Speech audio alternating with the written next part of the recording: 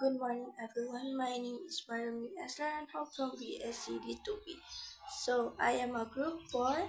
So, today we're gonna tackle the difference and the consumption attitude in your country over the last decade, critical analysis of a consumer behavior trends.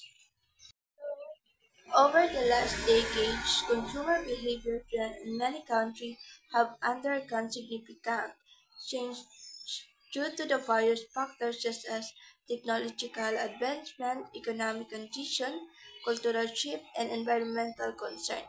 So let's tackle about that. The first one is the digital transformation. So, dahil sa digital transformation, mas madali na ngayon ma-access ng mga mamimili ang iba't ibang produkto mula sa iba't ibang tindahan sa buong mundo. So, hindi na kailangan pa lumabas ng bahay para mamili.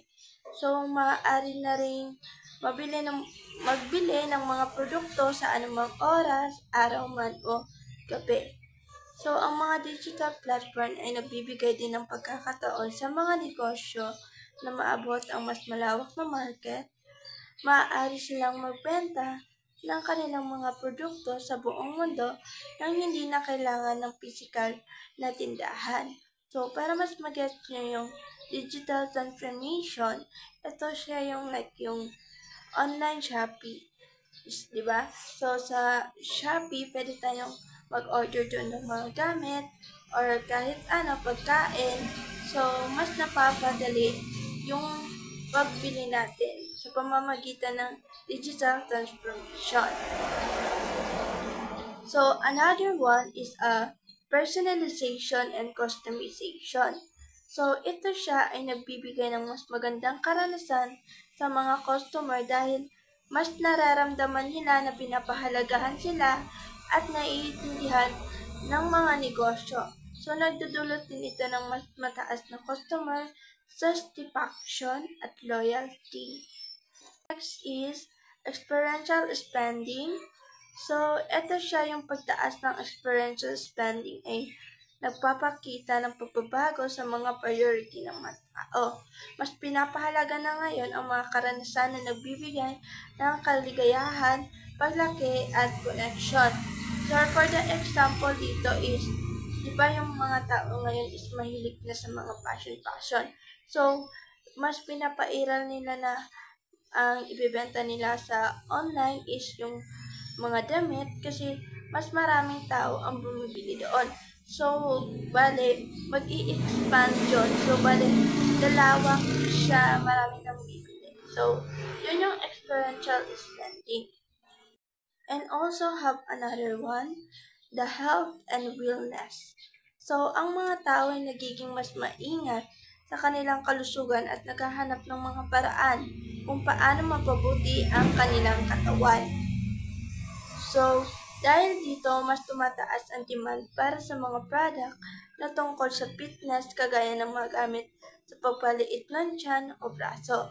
So, ang pag-exercise ay naging mas popular at ang mga tao ay mas naghahanap ng mga gamit na makakatulong sa kanila na mapanatili ang kanilang fitness. Ang mga product para sa kalusugan tulad ng mga vitamins at food supplement ay nagiging mas mabenta na rin. So, dahil sa sa health and wellness na gusto ng mga tao, yung pagbebenta nila ng mga vitamins ay mas nabibenta siya. So, another one is mobile commerce. So, dahil sa mobile commerce, mas madali na ngayong mamili ang mga tao. So, kahit saan at anong oras, pwede sila mag-browse ng mga product, magbasa ng mga review, at bumili ng mga product gamit ang kanilang mga cellphone. So, sa pamamagitan ng cellphone, tablet, laptop, ay pwede nang mag-order ng mga gusto nating bilhin, like gamit sa bahay, damit, yung mga ganon. So, dahil siya sa mobile commerce. So, another one is changing demographic.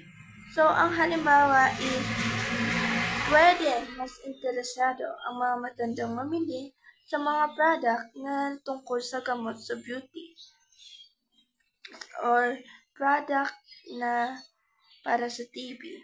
So, ang mga negosyo ay dapat na magkaroon ng ideya sa mga pagbabago. Ito sa mga demographico at mag-adjust ng kanilang mga produkto at serbisyo para masatisfy ang kanilang mga mamimili. So, sa madaling salita, kailangan by changing demographics, kailangan binabago nila kung ano yung mas patok na gusto ng mga consumer or ng mamamimili. That is influence of social media. So, because of the iba't ibang uri ng social media platform like TikTok Shop, Shopee, Facebook, ay kahit saan yung mga consumer ay nakaka-engage sila para bumili at yung mga nagbebenta naman is nakaka-build sila ng through online, nagpo-post lang sila doon para kung ano yung gusto ng mga mamimili ay pipili lang sila doon. So, ang influensya ng social media is minsan hindi natin alam kung yung ma-order pa natin is kung darating sakto ba talaga siya. So, minsan sa influence of social media ay pwede tayong ma-scam. So, sa madaling salita, ang pinagkaiba ng consumption attitude ng mga consumer dati at sa ngayon ay malaki na yung pinagbago. Kasi dati, yung mga mamimili is pumupunta pa talaga sila sa bayan para bumili. At saka, dati, yung mga binibili natin is kailangan talaga puntahan natin sa palengke, sa mga mall, kasi doon lang tayo pwede bumili. At saka, dati yung mga babenta is puro mga mura na. So, ang pinagkaiba ngayon is, tulad nga yung sa mga nabanggit ko, like digital transformation, personalization and customization, at saka yung iba niya pang mga kasama like yung experiential spending, at saka health and wellness, and mobile commerce, changing demographic, and also the influence of social media. So, dahil sa 7 na nabanggit ko is malaki na talaga yung pinagbago ng mga mamimili noon sa ngayon. Kasi sa ngayon, ang ginagawa na lang ng mga mamili ay nagsisearch na lang sila sa Shopee, like kung ano yung gusto nilang i-order. So, doon na lang sila tumitingin. So, ang iba pag tinatamad, hindi na sila pumupunta ng mall or ng supermarket kasi yung mga ino-order nila is pag halimbawa, gutom ka. So, pag tinatamad ka, okay lang na hindi ka na lumabas kasi o-order ka na lang sa Food Panda. So, yun yung pinagkaiba niya is yung through the mga technology, maraming nagbago. At saka dati, sa pagsasaka nila is talaga is mano-mano talaga. So, ngayon, dahil marami na tayong technology, so, mas napapadali na. So, marami nang kagamitan na through, na nagawa ng technology, like, yung sa, magsasaka is dati, mano-mano lang nila yung para gilingin yung bigas. Tama ba yung term? Ganon. So, ngayon, ang ginagamit na nila yung mga machine na. So, bale, ang laki talaga ng pinagbago sa noon at saka sa dati. Kasi, ang dati is, like sinabi ko nga kanina, yung mga tao is, pag bumibili, talagang pumupunta talaga sila sa mga mall. Pero ngayon, kahit na nasa bahay ka lang, is makakabili ka na. Darating agad sa pintuan mo. Ay, hindi naman as in agad-agad, pero yung sila na yung pupunta sa'yo kasi pwede ka nang mag-order through online.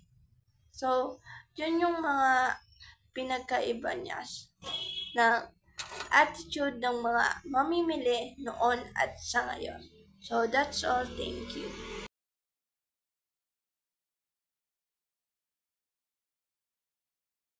Good morning, everyone. My name is Rahma El Shahula, and this is the